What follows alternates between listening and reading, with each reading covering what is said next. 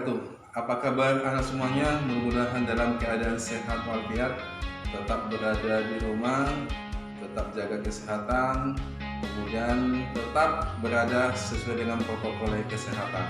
Yang pertama, selalu cuci tangan setiap waktu. Kemudian kedua, pakai masker apabila kita bepergian.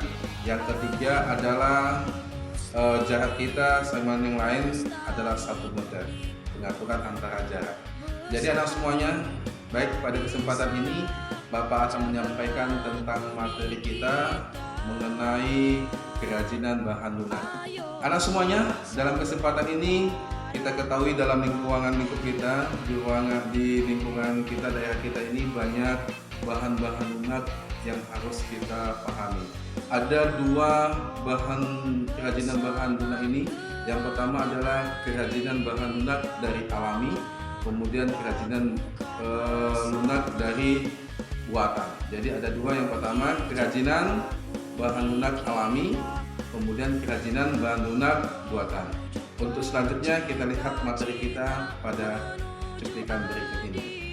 Baik anak semuanya, kesempatan ini kita akan memberikan materi tentang kerajinan bahan lunak. Terlebih dahulu, ini adalah bentuk kerajinan bahan lunak yang ada di setiap hari, yang sering kita lihat di pasar maupun di lingkungan kita. Terlebih dahulu kita mengetahui pengertian dari bahan lunak. Ya, pengertian dari bahan lunak ini adalah merupakan produk kerajinan yang menggunakan bahan dasar yang bersifat lunak, yaitu lentur, lembut, empuk, dan mudah dibentuk.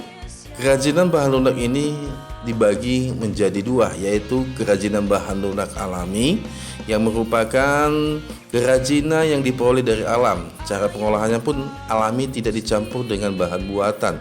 Contohnya adalah tanah liat, serat, dan kulit. Yang kedua adalah kerajinan bahan lunak buatan, merupakan karya kerajinan yang diolah menjadi lunak, contohnya bubuk kertas, lilin, dan sebagainya. Ini adalah bentuk-bentuk produk kerajinan yang secara alami. Yang pertama itu contohnya dari kerajinan tanah liat. Ya, tanah liat ini merupakan bahan lunak yang dapat digunakan untuk berbagai jenis kerajinan. Ini bahan alami yang dapat diperoleh dari alam. Ya.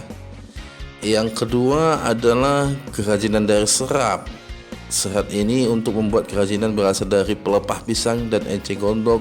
Dari pembuatan kerajinan ini, serat ini sebagian besar dibuat dengan cara yang dianyam. Kemudian kerajinan kulit, ya, biasa digunakan untuk bentuk sepatu dan sebagainya. Kemudian ini ada kerajinan bahan lunak buatan. Ya, yang pertama itu kerajinan bubuk kertas dibuat jadi boneka, ya, yang sering kita dengar. Kemudian ada kerajinan dari plastisine yang biasa digunakan untuk buat bentuk-bentuk boneka dan sebagainya. Kemudian ada kerajinan sabun. Ya, kerajinan sabun ini kita bentuk seperti bunga-bunga, adalah yang beraneka bunga hewan dan sebagainya, yang bisa relatif murah. Kemudian anak semuanya, ini ada proses produk kerajinan bahan lunak, ya, proses produksi kerajinan. Yang penting anak semuanya ada kegunaannya. Kegunaan itu dari bahan lunak itu untuk apa? Ya, contohnya seperti mangkok untuk wadah sayur. Ada kenyamanan, comfortable-nya, ya, harus menyenangkan dan memberi kenyamanan bagi pemakainya. Ya, kemudian keluasan, flexibility-nya, memiliki keserasian antara bentuk dan wujud benda tersebut dengan nilai gunanya. Kemudian ada keamanan seperti safety, ya, tidak boleh membahayakan pemakainya.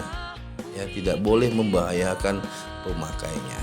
Kelima adalah keindahan, autentik, ya, daya tarik, ya, daya tariknya. Jadi semuanya itulah materi kita.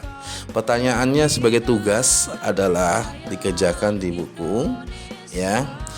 Apa yang dimaksud dengan bahan lunak? Yang kedua, tuliskan contoh kerajinan bahan lunak alami. Yang ketiga, tuliskan contoh kerajinan bahan lunak buatan.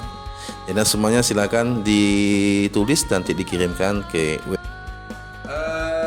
materi tadi yang sudah Bapak paparkan mudah-mudahan anak semuanya sudah paham tentang materi kita tentang kerajinan bahan lunak.